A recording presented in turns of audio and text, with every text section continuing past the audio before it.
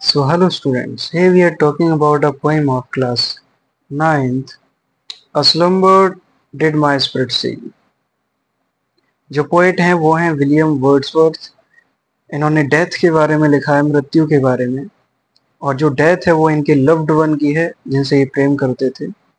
सो इसका मतलब क्या है? A slumber did my spirit seal। इसका मतलब है एक ऐसी नींद जो मेरी आत्मा को बिल्कुल क्लोजिंग ऑफ कर देती है। जो रियलाइजेशन है, इमेजिनेशन है, वो इमेजिनेशन होता नहीं है। मीन्स मेरी जो आत्मा है वो बहुत ही गहरी नींद में चली जाती है। सो ये जो लाइंस हैं ये लिरिकल बलाड से ली गई हैं, विलियम वर्ड्सवर्थ ने ही लिखा है।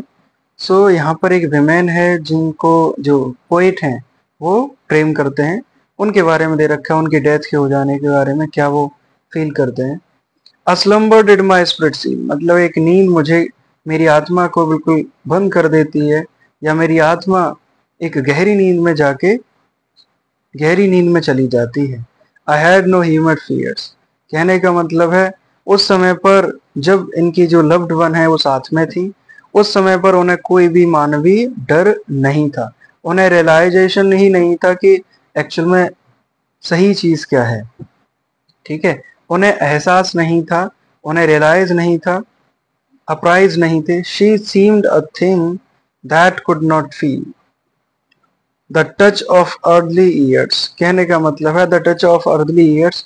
जब तक वो दोनों ही लोग, मतलब लव्ड वन और पोएट, दोनों जब पृथ्वी तक रहे, जब जितने सालों तक वहां पर रहे, तब तक उन्हें ये एहसास ही नहीं हुआ कि उनकी जो लव्ड वन है उन वो भी काफी एजेस के बाद में, मतलब मान लीजिए वो थोड़ा बड़ी होंगी, बड़े होने के बाद में उनकी भी डेथ हो जाएगी।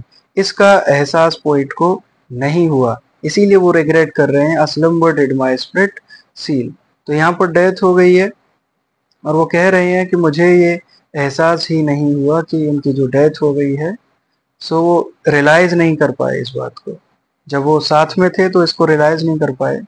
No motion has seen now no force, no motion has seen now no force, ना कोई बल है ना ही कोई मूवमेंट है अब उनमें। अब मृत्यु हो गई है तो ना कोई मूवमेंट हो पा रहा, ना कोई हलचल है, ना ही कोई बल है। See neither hears and she neither not sees, ना तो वो अब सुन सकती हैं ना ही देख सकती हैं। मतलब जो लूसी हैं वो ना तो अब सुन सकती हैं और ना ही देख सकती हैं। लूसी के बारे में बहुत सारी पोइम्स हैं और ये उसी में से एक है। तो ना तो वो सुन सकती हैं ना ही अब देख सकती हैं। Rolled round in earth diurnal course, अब जो पृथ्वी का जो दिन का पार्ट है वो भी जो लूसी हैं वो उसी का पार्ट बन जाएंगी। किस किस के साथ में? With the rocks, with the stones, with the trees. मतलब जैसे चट्टान है, स्टोन्स हैं, पत्थर हैं और ट्रीज हैं।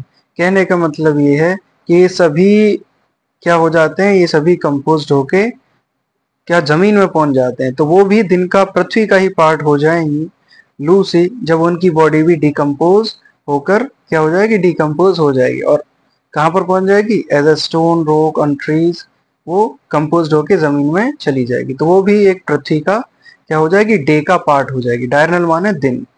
ओके, सो ये पोएम है आपकी, विलियम वर्ड्सवर्थ ने लिखी है, काफी अच्छे राइटर भी हैं, नेचर को जोड़ के लिखते हैं हमेशा। So try to understand it. Otherwise, you can watch this video again. Thank you.